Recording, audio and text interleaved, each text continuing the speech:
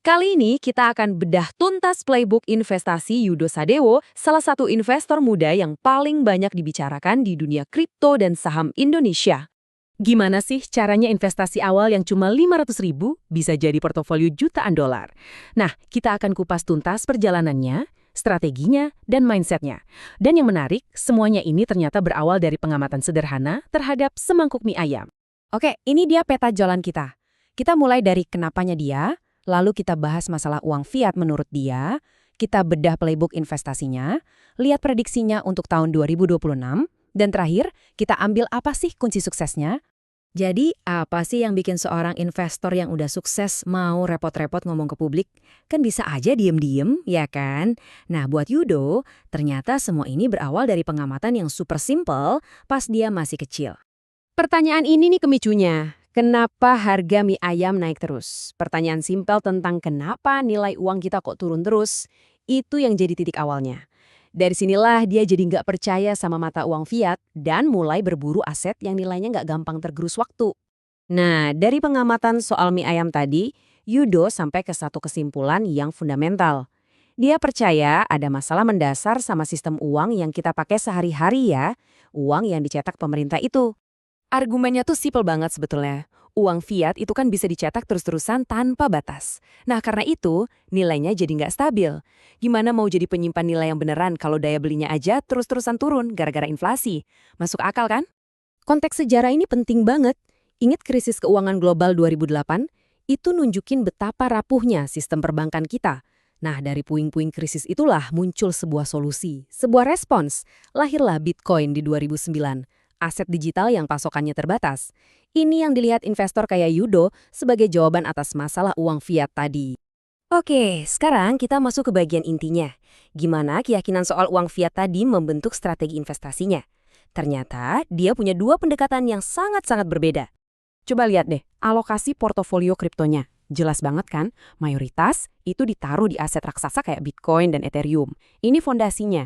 Sisanya, porsi yang lebih kecil, baru dipakai buat trading yang lebih berisiko. Ini kunci manajemen risikonya. Dia bikin garis pemisah yang tebel banget antara investasi dan trading. Buat dia, Bitcoin, Ethereum, dan beberapa layer satu pilihan itu buat dipegang jangka panjang. Itu investasi. Nah, altcoin lain, meme coin, bahkan saham lokal, itu alat buat trading. Tujuannya cuma satu, buat nambahin pundi-pundi aset intinya tadi. Nah, ini yang menarik. Bahkan buat mainan yang paling spekulatif, meme coin, dia itu punya sistem, bukan asal judi. Strateginya dia sebut tebar jala. Jadi dia sebar modal kecil-kecil, mungkin cuma $10, ke banyak meme coin baru. Terus dia saring mana yang ada red flag-nya. Harapannya, cukup satu aja yang jackpot, itu udah bisa nutupin semua kerugian dari yang lain. Dan ini nih, aturan main paling penting dalam tradingnya. Rasio risk to reward-nya harus 1:2.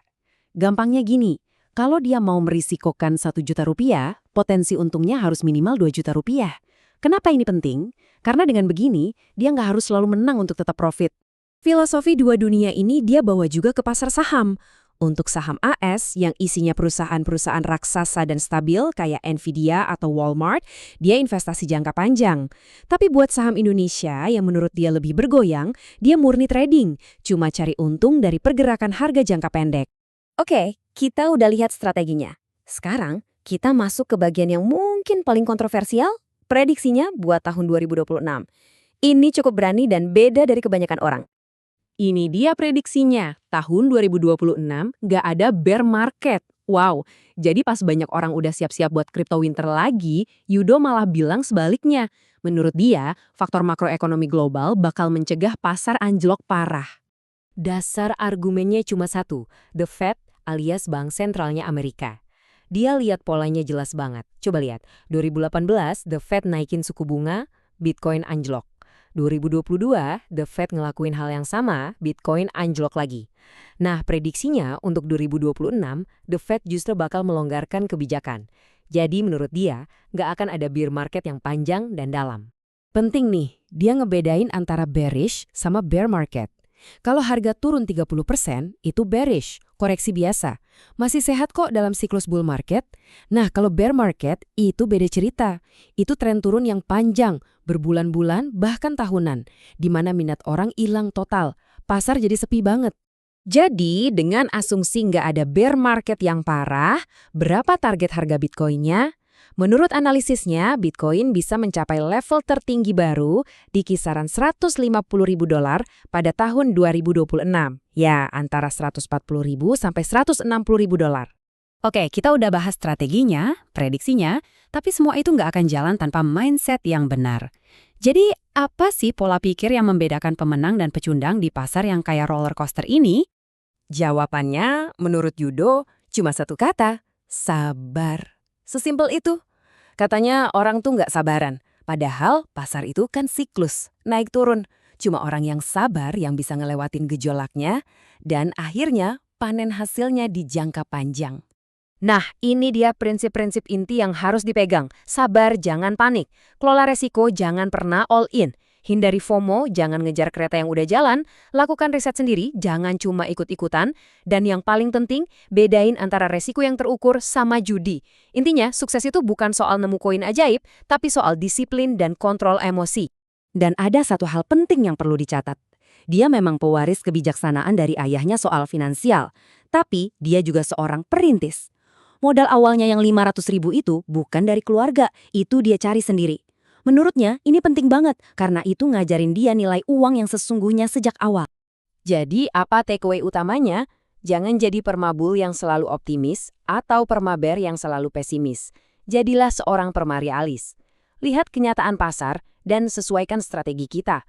Kadang kita jadi investor, kadang jadi trader. Nah, dari semua strategi Yudo Sadewo ini, yang ngegabungin keyakinan jangka panjang sama trading berisiko tinggi, kita jadi punya bahan renungan. Bagian mana dari strateginya yang paling pas buat perjalanan finansial Anda sendiri? Apakah Anda tim investor sabar atau tim trader yang lincah? Coba pikirkan.